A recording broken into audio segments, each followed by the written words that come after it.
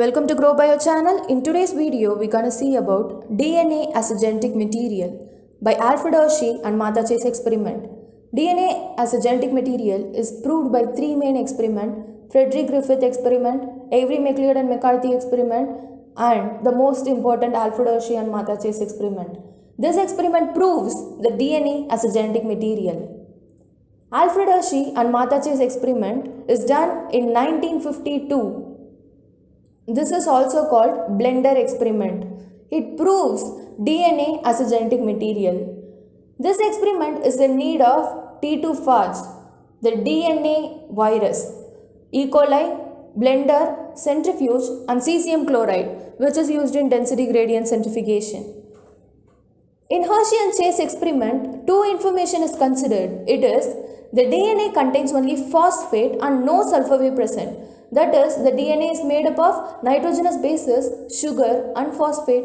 So, the DNA has phosphate and the protein code has only sulfur and no phosphate were present. The protein code is made up of amino acids.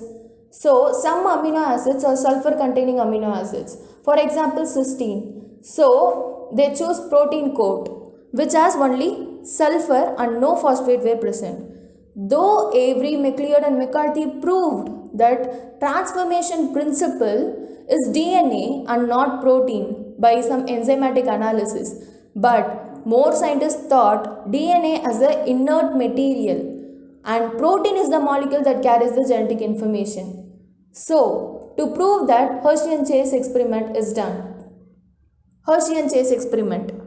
They used T2 phage, the DNA virus. It is also called as bacteriophage because viruses are species specific.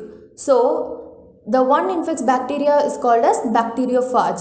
It infects bacteria and produces progeny by using E. coli itself by two cycles, lytic cycles and lysogeny cycle. In lytic cycle, infection occurs, DNA enters into the E. coli, then it produces the protein coat and also the DNA proliferation, and then assembly occurs, and then it comes out of the E. coli by lytic, that is by breaking the E. coli.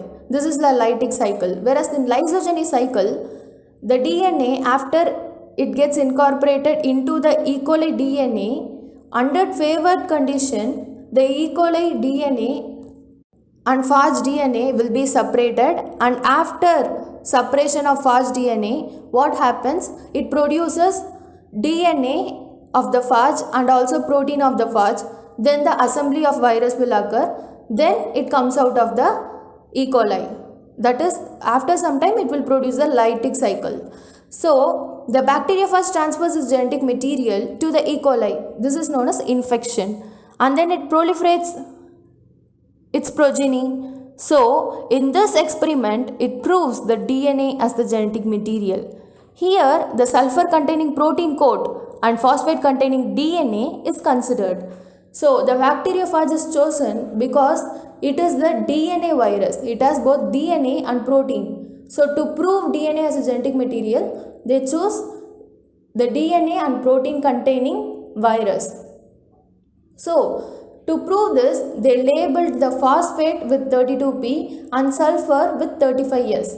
So, how come they labeled it? So, virus needs live cells to propagate. So, they used E. coli itself to propagation of bacteriophage. There are three steps: infection, blending and centrifugation.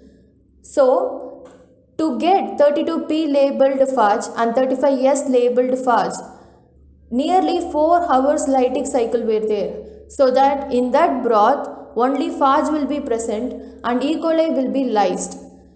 So, now we can see about Hershey and Chase experiment. Here you can see 35S labeled phage and 32P labeled phage. This phage will infect the E. coli separately, okay? It doesn't occur in the same conical flask, it is different, okay? So, this 32P labeled phage, after infection, what happens? The adsorption happens. So, after adsorption, the DNA will get enter into the E. coli. After few minutes, the blending is done.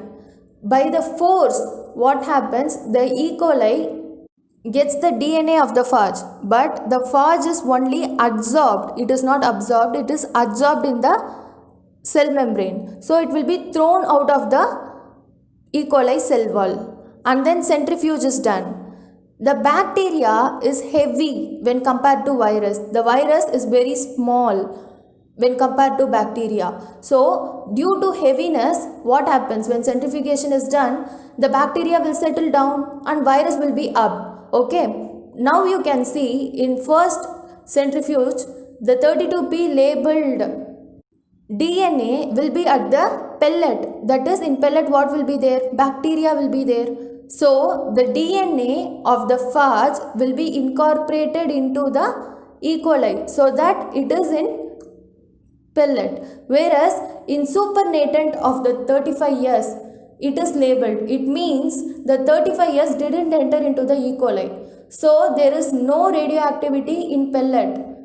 But the radioactivity of sulfur is present in the virus, that is, it is present in the media itself. So it doesn't incorporate into the E. coli. This proves the DNA only incorporated into the E. coli, but no protein coat is incorporated into the E. coli. The which molecule incorporates will be responsible for the transfer of genetic information. So DNA is the transforming principle. The progeny of the 32P is labeled and the progeny of the 35 years is unlabeled. The 35 years was found in the media 100%, whereas 32P is found only 20% in media. So why that 20%? Because of blending, which is just done after the adsorption of phage by bacteria. So by blending, the loosely adsorbed phage along with the DNA is thrown out of the E. coli by force, so that 20% is present in the media. The radioactivity was found in the pellet of 32P, DNA propagated E. coli. So it means that DNA is responsible for transformation of genetic information from T2 phage to bacteria. Whereas in 35 years propagated media, the radioactivity is found in supernatant, that is where the virus will be present. So the protein didn't penetrate into the E. coli. This proves that it acts as the coat for the DNA. Thus, it protects the DNA from external enzymes such as DNase. Thus, DNA is the genetic material. It is proved by Hershey and Chase experiment, that is blender experiment. In 1969, Hershey shared Nobel Prize with Max Delbruck and Salvador Luria for proposing genetic structure of virus.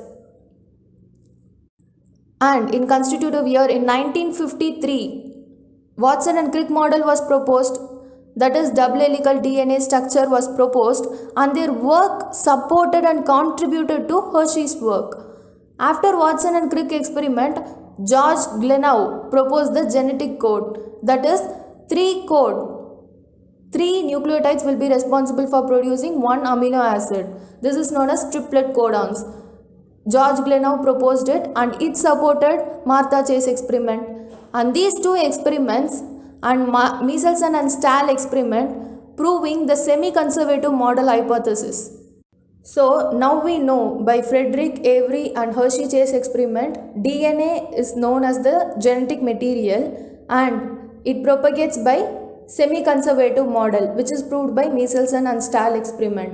This is supported by George Glenau by proposing the genetic code, and Watson and Crick model supported the Hershey and Chase experiment. By this we know that DNA is the genetic material and it is protected by protein coat. The DNA replicates semi-conservatively and produce many proteins by transcription and translation by using the triplet codons. Thus Hershey and Chase experiment. If you have any doubt, let me know by commenting in the comment section below. Subscribe and please press the red button below. Thank you.